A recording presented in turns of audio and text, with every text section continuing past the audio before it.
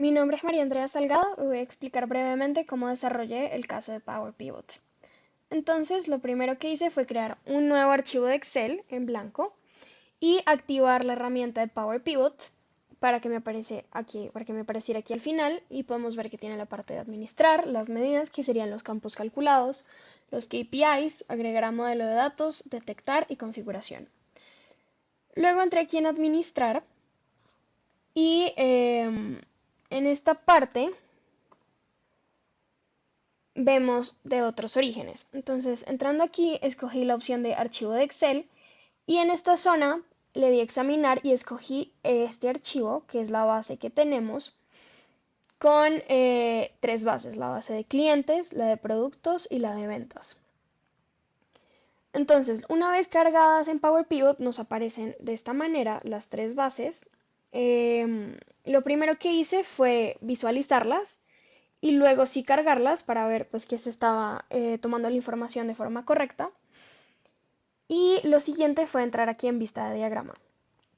Aquí reorganicé estas tres bases para poderlas conectar. Entonces cogí el ID de cliente y lo conecté con ID de cliente de ventas y el ID de producto que sale en ventas y lo conecté con el ID de producto que sale en la base de productos. Esto para poder trabajar con las tres bases en conjunto en un mismo archivo.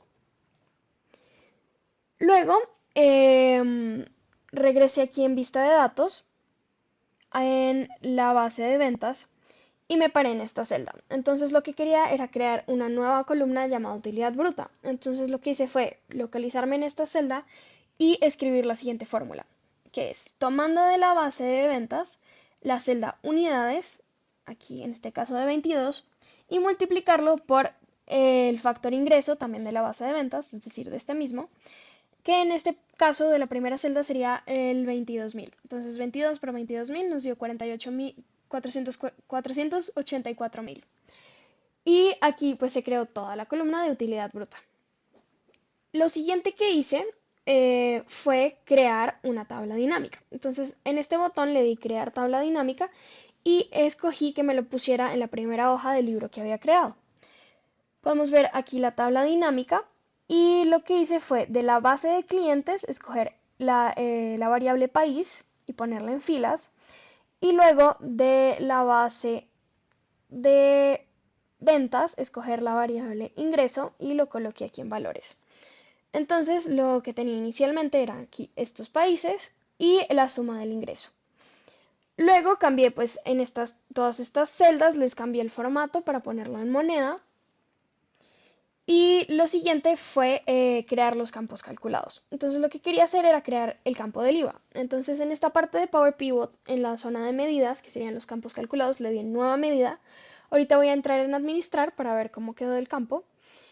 El primero que creé fue el IVA. Entonces entremos aquí en editar.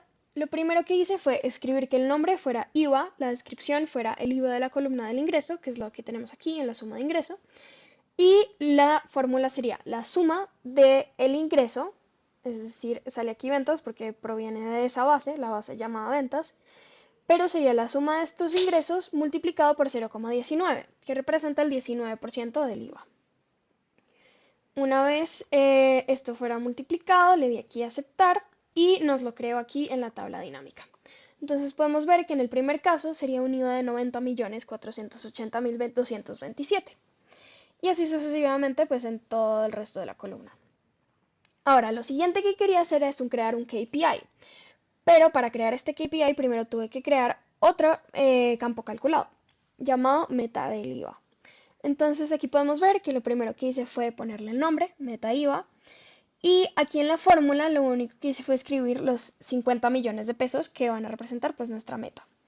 Le di aquí en comprobar fórmula, vemos que no hay errores y todo funciona perfecto y le di en aceptar. Una vez hecho esto, pues se nos crea también en la tabla dinámica este nuevo campo llamado meta IVA. En todos podemos ver que sale 50 millones. Entonces, ahora lo que quería hacer era crear el KPI para ver de forma visual si estábamos logrando o no nuestra meta de pagar un máximo de 50 millones de pesos en IVA. Para eso le di aquí en el campo de KPIs, nuevo KPI, ahorita entro en administrar, y entremos aquí en editar. Lo que hice fue tomar aquí como campo base del KPI el IVA. como medida, es decir, como el otro factor contra el cual se va a comparar el IVA, la meta del IVA. Y luego aquí ajusté la escala de color, originalmente venía así, pero en este caso es mejor que se visualice de esta manera, ya que lo que queremos es pagar menos, por lo tanto eso se mostraría en verde, y si pagamos un porcentaje mayor a pues esta meta, se mostraría en rojo, porque pues no es lo que queremos. Luego le di ajuste aquí con estas flechitas la escala de 80% a 100% y le di aquí en aceptar. Ahora podíamos ver en esta nueva columna y para que nos lo visualizara así de colores con los punticos, me fui a la tabla dinámica, a la parte de clientes y nos aparece aquí una nueva variable llamada IVA con un semáforo. Entonces ingresé aquí y bajando podemos encontrar un nuevo campo ahora llamado estado. Entonces lo desactivé y lo volví a activar para que ahora me mostrara en rojo, en verde o en amarillo pues cómo estábamos cumpliendo en cada uno de los países con la meta.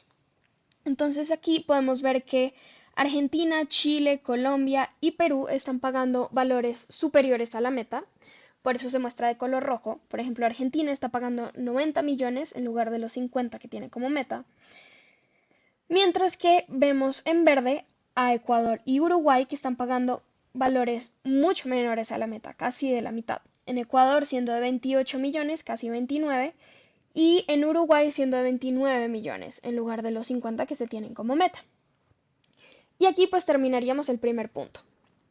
Ahora, para el segundo punto, lo que hice fue regresar aquí a Power Pivot, ingresar en nueva tabla dinámica y esta vez le puse que me lo creara en la segunda hoja, aquí en la primera parte. Aquí podemos ver de nuevo una tabla dinámica en la que escogí de la base de clientes el factor país, la variable país, y de la base de ventas la variable ingreso. Aquí de nuevo cambié el formato de número a moneda para que se visualizara en pesos.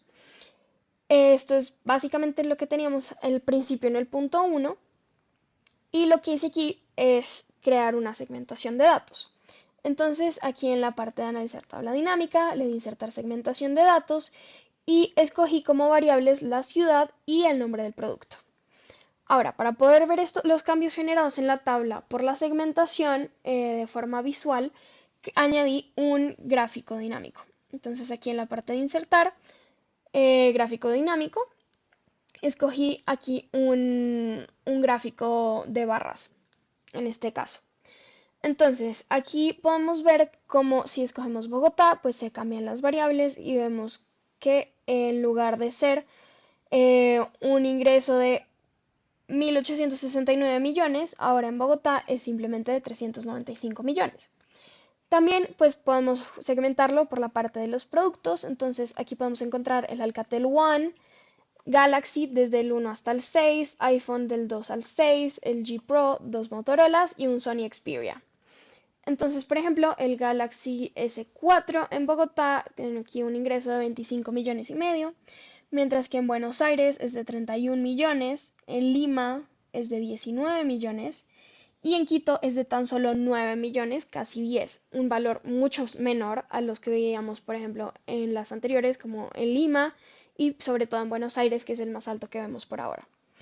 Aquí podemos ir cambiando pues de ciudad y viendo cada modelo, entonces el S3, el iPhone 2, vemos que es de 28 millones en Argentina, específicamente en Buenos Aires, mientras que en Bogotá es de 23 millones, pero en Montevideo es tan solo de 9 millones. Entonces aquí podemos ir analizando pues cómo varían los ingresos en cada país por ciudad y por producto, según cada uno de los modelos. Y de esta forma pues finalizaríamos el segundo punto.